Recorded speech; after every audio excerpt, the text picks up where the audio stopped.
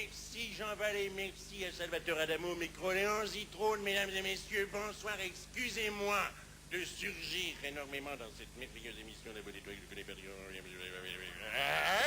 Pour, mesdames et messieurs, vous communiquer une exclusivité pour la RTBF. Figurez-vous que je me promenais tout à l'heure dans les couloirs et j'ai fouillé dans les tiroirs du bureau de M. Nicolas Résimond et j'ai trouvé un document exclusif qui n'a jamais été diffusé. Il s'agissait, et il s'agit, puisque nous allons maintenant le regarder ensemble, du document, bien sûr, du recyclage d'ancien chef de l'État, M. Giscard d'Estaing. Ce document, je vous le propose en exclusivité. Document top vidéo. Giscard, c'est à toi. Eh bien, bonsoir madame, bonsoir mademoiselle et bonsoir monsieur.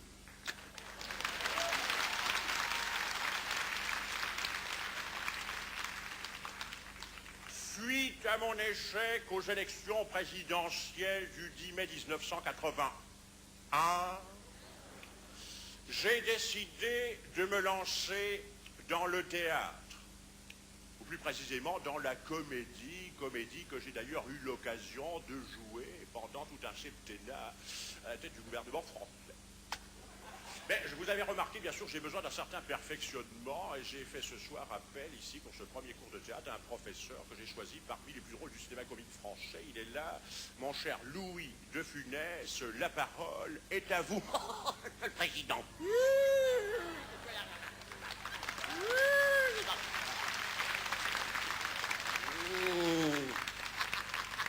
Monsieur le Président, oh, ça me fait très drôle de vous appeler Président parce que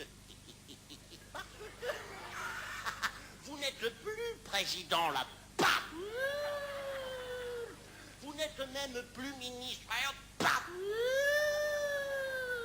Vous n'êtes même pas agent de police. Ça va, agent de police, c'est comme ça. Il n'est plus rien. Il n'est plus rien. Il est comme ça. Alors, regardez-moi là, Monsieur le Président. Je vais, pour ce premier cours, vous écouter dans une tirade de votre choix et je vous arrêterai quand cela me semblera nécessaire. Alors on y va, c'est à vous. Voilà. Eh bien, d'accord. De Molière, voici ce soir l'avare. La scène 7, il s'agit de la fameuse tirade d'Harpagon. Au voleur! Au voleur! Au voleur, à l'assassin, au meurtrier, justice, celui que je dis assassiné, on m'a volé mes diamants, on m'a volé mon argent. Monsieur le Président, je vous arrête là. Je vous arrête, c'était très bien. C'était très bien tout ça. Mais au début, c'était un petit peu comme ça. Alors au milieu, après, ça donnait... Et alors à la fin, c'était très mauvais. C'était épouvantable, enfin. Reprenez, andouille. Écoutez, faut pas vous mettre en colère.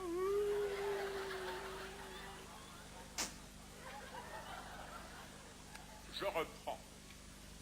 Au voleur! Je ne sais plus.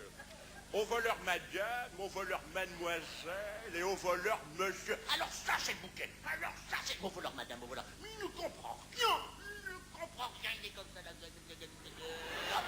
Enfin. Vous allez, monsieur le révérend, monsieur le président, et pas président qui veut, vous allez me regarder là et je vais vous montrer comment joue l'avare de Molière. Au voleur, paf! À l'assassin, paf! Au meurtrier, clac! Justice, justicier, paf! Je suis assassiné, paf! Voilà! Écoutez, ça y est, j'ai compris qu'il fallait me le dire tout de suite. Au voleur, paf! À l'assassin, paf! Au meurtrier, paf!